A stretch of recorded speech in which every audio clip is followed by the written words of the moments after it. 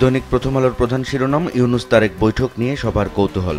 প্রধান উপদেষ্টা জাতির উদ্দেশ্যে যে ভাষণ দিয়েছেন তাতে নির্বাচনের একটি সম্ভাব্য সময় তিনি ঘোষণা করেছেন।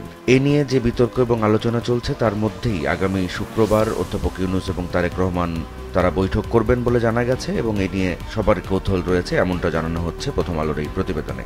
প্রথম আলোর অন্য আরেকটি খবর, কিটের অভাব, ঢাকার বাইরে করোনা পরীক্ষা হচ্ছে না।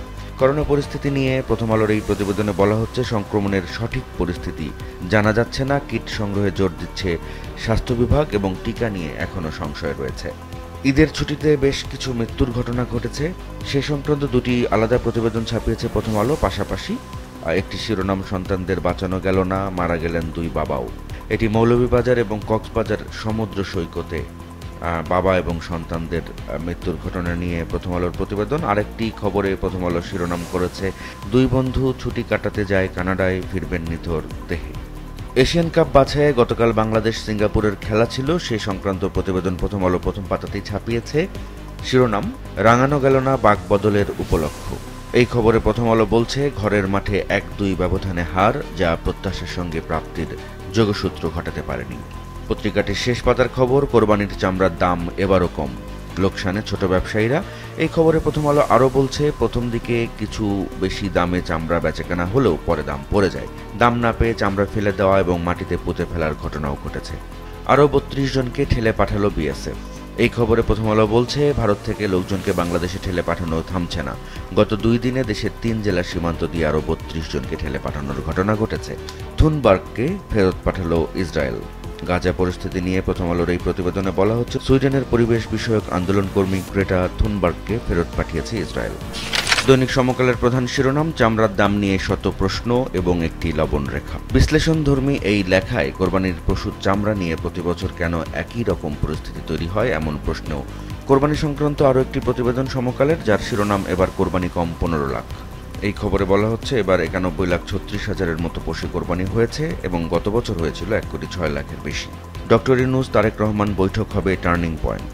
এই শিরোনামে সমকাল যে খবর ছাপিয়েছে সেটি গতকাল মির্জা ফখরুল ইসলাম আলমগীর সাংবাদিকদের বলেছেন।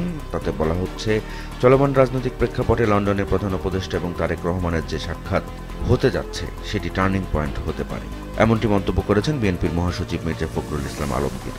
প্রধান উপদেষ্টা লন্ডনে পাচার অর্থ ফেরত আনায় গুরুত্ব দেবে বাংলাদেশ। 4 দিনের সরকারি সফরে লন্ডনে গিয়েছেন প্রধান উপদেষ্টা, সে সংক্রান্ত প্রতিবেদন এটি। 2 বছরের মধ্যে মে মাসে সংক্রমণ হার সর্বোচ্চ। করোনা ভাইরাস সংক্রান্ত এই প্রতিবেদনে সমকাল বলছে, নতুন করে অনেকে করোনা ভাইরাসে আক্রান্ত হচ্ছেন। গত মে মাসে সারা দেশে 134 জনের দেহে ভাইরাসটি শনাক্ত করা হয়েছে। ঈদের ছুটির 5 দিন সড়কে ঝরল 57 প্রাণ, বেশি নিহত মোটরসাইকেলে। এই খবরে সমকাল বলছে, ঈদের 5 দিনের ছুটিতে দেশের বিভিন্ন সড়কে দুর্ঘটনায় মারা গেছে 57 জন আর আহত হয়েছে শতাধিক মানুষ। 67% গুমের ঘটনায় জড়িত পুলিশ, র্যাব, ডিবি, সিটিটিসি। সমকালের এই শিরোনামে বলা হচ্ছে, গুম কমিশনের দ্বিতীয় অন্তর্বর্তী প্রতিবেদনে এসব বলা হয়েছে। শেষ পাতার খবর, বিক্ষোভে উত্তাল লস অ্যাঞ্জেলেসে, ধরপাকড়, সেনা মোতায়েন। এই খবরে বলা হচ্ছে, যুক্তরাষ্ট্রে অভিবাসন বিরোধী অভিযানের প্রতিবাদ চলছে। যুক্তরাষ্ট্রের বিভিন্ন অঙ্গরাজ্যে এই আন্দোলন ছড়িয়ে পড়েছে। এছাড়া ন্যাশনাল গার্ডের পাশাপাশি মেরিন সেনা মোতায়েন করা হয়েছে, এমনটা বলা হচ্ছে এই প্রতিবেদনে। কালিহাতীতে সিনেমায় বাধা, সিলেটে পর্যটকদের হেনস্থা। সমকালের শেষ পাতার এই প্রতিবেদনে বলা হচ্ছে, দেশে কোনোভাবেই মব জাস্টিস থামানো যাচ্ছে না। তুচ্ছ অভিযোগ তুলে উশৃঙ্খল জনতা নিজ হাতে আইন তুলে নিচ্ছে হরহামেশাই, এমনটাও বলা হচ্ছে এই প্রতিবেদনে এবং এরকম কয়েকটি ঘটনা নিয়েই এই প্রতিবেদন সাজানো হয়েছে। দৈনিক বাংলাদেশ প্রতিদিনের প্রধান শিরোনাম, সবার চোখ এখন লন্ডনে। এই খবরে বলা হচ্ছে, ডক্টর ইউনূস এবং তারেক রহমানের বৈঠক হবে আগামী 13 জুন এবং সেই বৈঠককে কেন্দ্র করে সবার চোখ এখন লন্ডনে। এই সংক্রান্ত আরও একটি প্রতিবেদন ছাপিয়েছে বাংলাদেশ প্রতিদিন, যার শিরোনাম, ইউনূস তারেক বৈঠক আয়োজনের নেপথ্যে ভোট নিয়ে বসছে ইসি। এই খবরে বলা হচ্ছে, আগামী বছর এপ্রিলে ভোট আয়োজনের জন্য বৈঠকে বসতে যাচ্ছে নির্বাচন কমিশন এবং এই সরকারি ছুটির পরেই যখন নির্বাচন কমিশন খুলবে তখনই বৈঠকের তারিখ নির্ধারিত হবে। বিদেশি বিনিয়োগে ধস। এই শিরোনামে বাংলাদেশ প্রতিদিনের যে প্রতিবেদন তাতে বলা হচ্ছে, চলমান অর্থনৈতিক স্থবিরতা এবং রাজনৈতিক অস্থিরতার প্রভাব পড়েছে দেশের বিনিয়োগ ও শিল্প খাতে। দৈনিক যুগান্তরের প্রধান শিরোনাম, লন্ডনে ডক্টর ইউনূস তারেক রহমান বৈঠক, রাজনীতির টার্নিং পয়েন্ট।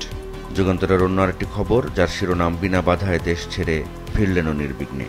এই খবরে বলা হচ্ছে, ব্যাংককে চিকিৎসা নিয়ে 1 মাস পর দেশে ফিরেছেন সাবেক রাষ্ট্রপতি আব্দুল হামিদ। নতুন করে করোনার সংক্রমণ বাড়ছে। যুগান্তরের এই প্রতিবেদন বলছে, বাংলাদেশ সহ বিশ্বের কয়েকটি দেশে করোনা ভাইরাসের নতুন সাব ভ্যারিয়েন্টের সংক্রমণ বেড়েছে। এমন পরিস্থিতিতে জরুরি প্রয়োজন ছাড়া দেশের বাইরে না যাওয়ার বিষয়ে সতর্ক করেছে স্বাস্থ্য অধিদপ্তর। কাঁচা চামড়া 20% কম সংগ্রহের শঙ্কা।